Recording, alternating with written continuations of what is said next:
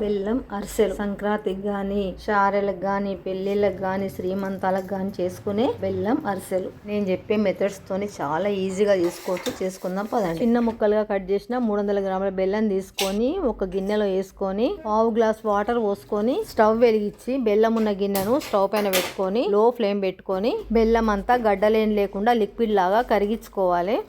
వేరే ఒక పెద్ద గిన్నె తీసుకొని స్ట్రైనర్ సహాయంతో కరిగిన బెల్లాన్ని స్ట్రైనర్తో పెద్ద గిన్నెలో వడబోసుకుంటే రాళ్ళు నలకలు ఏమైనా ఉన్నా కూడా స్ట్రైనర్లోకి వచ్చేస్తాయి. ఈ బెల్లం నీళ్ళని ఇప్పుడు మనము అరిసెల కోసం పాకం పట్టుకోవాలి. చూడండి పాకం వచ్చేసింది. ఒక హాఫ్ టీ స్పూన్ ఇలాచీ పౌడర్ వేస్తున్నా. ఒక చిన్న గిన్నెలో కొన్ని వాటర్ తీసుకొని ఆ నీళ్ళల్లో పాకం వేస్తే ముద్ద పాకం రావాలి. ఇట్లా చూడండి దగ్గర తీసుకుంటే ముద్దగా వస్తుంది. 2 వేళ్ళతో రౌండ్గా అంటే బాల్ లాగా ఫామ్ అవుతుంది. చూడండి వచ్చేసింది పాకము. ఇప్పుడు స్టవ్ బంద్ చేసి 3-4 టీ స్పూన్ల నెయ్యి వేసుకోవాలి.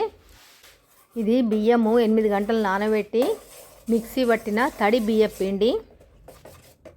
ఈ పాకంకు 1/2 కిలో బియ్య పిండి పడుతుంది.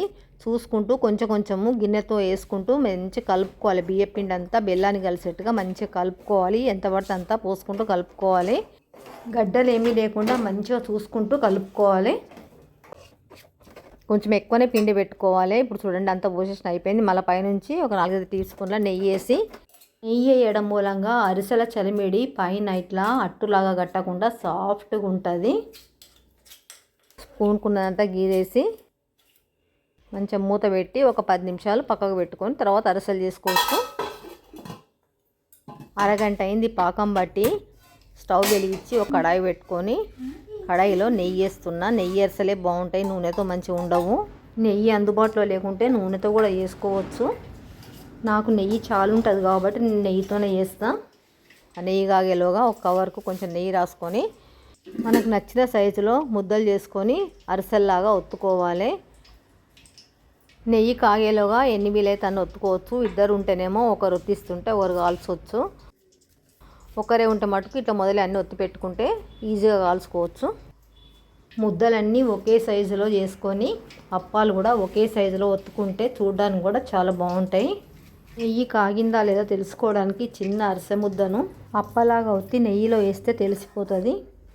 చూడండి నెయ్యి కాగింది. ఇప్పుడు ఒక అరిసె వేస్తున్నాను. ఒకవైపు కాగిన తర్వాత రెండో వైపు టర్న్ చేసుకొని 2 వైపులు వేగిన తర్వాత జల్లిగంటతో తీసి సరాతంతో ప్రెస్ చేస్తే నెయ్యి అంతా కారిపోతుంది. చూడండి ఇట్లా మంచిగా ఒత్తుకోవాలి. ఒత్తిన అరిసెలను ఒక స్ట్రైనర్లో పెట్టుకుంటే ఇంకా ఏమైనా నెయ్యి ఉన్నా కూడా మొత్తం ఒడిచిపోతుంది. తర్వాత ఇదే విధంగా అన్నీ 1 బై 1 ఎన్ని చేసుకుంటే అన్ని కాల్ చేసుకోవాలి. అరిసెల చెక్కలతో కూడా ఒత్తుకోవచ్చు, లేదా ఒక గిన్నె పైన ఇంకో గిన్నె పెట్టి కూడా ఒత్తుకోవచ్చు. కానీ నెయ్యి అంతా వాటికి వేస్ట్ అవుతుందని నేను ఈ విధంగా ఒత్తుతా. ఇది ఈజీ మెథడు. మనకు నెయ్యే కాబట్టి ఎక్కువ కారకున్నా కూడా ఏం కాదు. నెయ్యి మన హోమ్మేడ్ నెయ్యి కాబట్టి మనం తిన్నా కూడా మనకు హెల్త్ కూడా మంచిదే. మంటను చూసుకుంటూ హై లో చేసుకుంటూ కాల్చుకోవాలి. అందరి దగ్గర అరిసెలొత్తే చెక్కలు ఉండేవి కాబట్టి నేను మీకు ఈ విధంగా చూపించిన. ఫ్లేమ్ హై పెడితే పైన అంతా తొందరగా వేగిపోయి మాడిపోయినట్టు అవుతాయి, లోపల సరిగ్గా వేగవు. లో పెడితేనేమో నెయ్యి ఎక్కువ పీలుస్తాయి. అందుకని చూసుకుంటూ మీడియం సైజులో హై లో చేసుకుంటూ కాల్చుకోవాలి. చూడండి సరాతంతో ప్రెస్ చేస్తే నెయ్యి అంతా ఎంత మంచిగా వడిచిపోతుంది. ఇది లాస్ట్ అరిసె అయిపోయినాయి. నెయ్యి కూడా ఎక్కువ ఏం పట్టలేదు. చూడండి ఓవరాల్గా ఇన్ని అయినాయి. నేను కొన్నే చేసిన. చూడండి ఆ కలరు ఆ స్ట్రక్చర్ చూస్తేనే టెంప్ట్ అయిపోయి తినాలనిపిస్తుంది. ఎంత హెల్త్ కాన్షియస్ ఉన్నా కూడా ఒక్కటన్నా తినాలి అనిపిస్తుంది. ఎక్కువ వేసుకొని చాలా రోజులు నిలవబెట్టుకోవడం నాకు నచ్చదు. అందుకే కొన్ని వేసుకుంటా. ఇప్పుడు టేస్టింగ్ టైం అండి. తినమని ఇచ్చిన. చూడండి సుంచి తింటున్నారు. మంచి సాఫ్ట్గా నోట్లు వేసుకుంటే కరిగిపోయేంత మెత్తగా మంచిగా వచ్చినాయట. చాలా బాగున్నాయి అంటున్నారు. వీడియో నచ్చితే థ్యాంక్స్ ఫర్ వాచింగ్.